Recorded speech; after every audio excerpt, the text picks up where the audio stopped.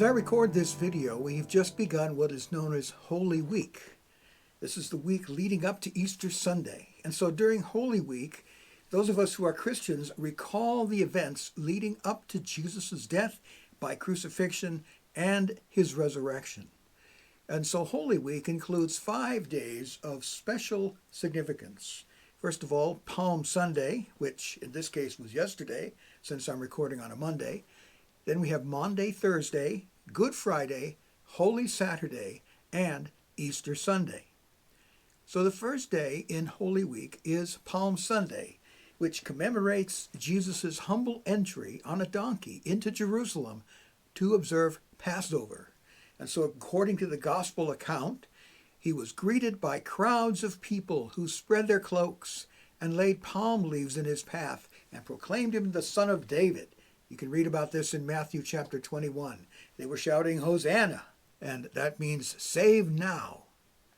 And so in many Christian churches, we did this in our church last Sunday, Palm Sunday is celebrated with a blessing and a procession of palms.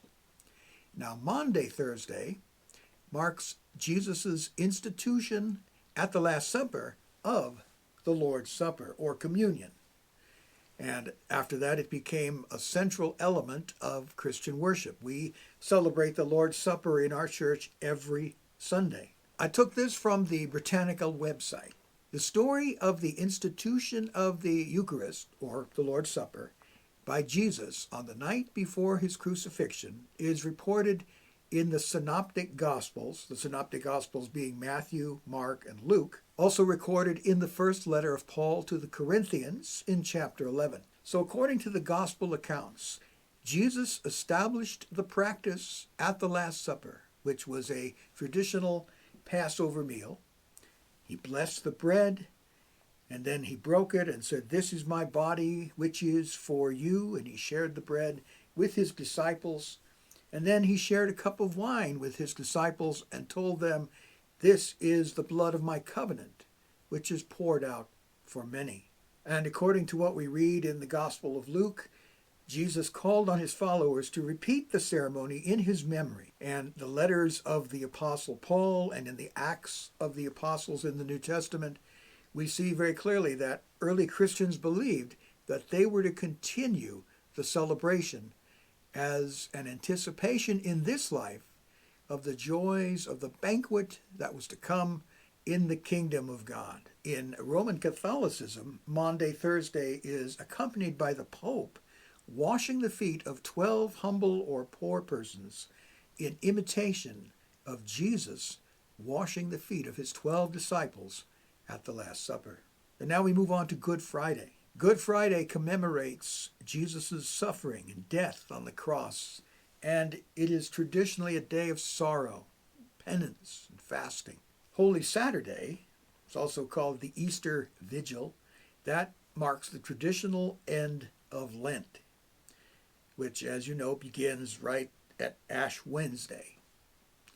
And then we come to Easter Sunday, and that is the day that we celebrate the resurrection of Jesus. According to the Gospels, he was raised from the dead on the 3rd day after his crucifixion. Interestingly enough, the modern observance of Easter, like Christmas, perhaps not to the same extent, has become associated with folk traditions that have little connection to the actual founding of Easter, the actual religious celebration. And so you have the Easter rabbit, and you have the painting of Easter eggs and so on.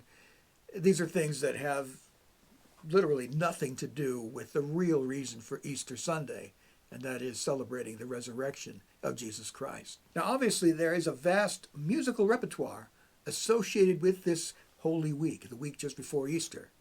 And time does not permit me to highlight everything. And indeed, this is a worthy topic that I would encourage you to continue pursuing on your own. But I'd like to direct you to one particular piece for each of the days, except for Saturday. And so we start with Palm Sunday. And I want you to listen to this great hymn, All Glory, Laud, and Honor. We opened our service with it on Palm Sunday. For Maundy, Thursday, we have the Pange Lingua. It's a Catholic hymn. And then on Good Friday, we have perhaps one of the most famous hymns associated with Johann Sebastian Bach. He adapted the music for this hymn, and it's called O Sacred Head Now Wounded. Other versions are O Sacred Head Now Surrounded.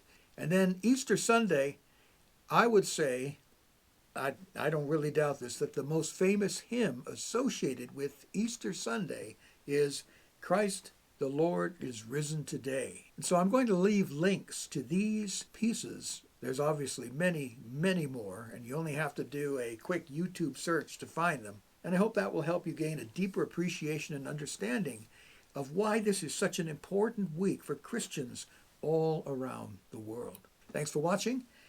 If you have any questions or any comments, please leave those in the comment section below. Please like the video. That helps the channel a lot. And be sure to subscribe if you have not yet subscribed to At Home with Music. I hope you have a blessed week as we look forward to Easter Sunday. I look forward to talking to you in the next one.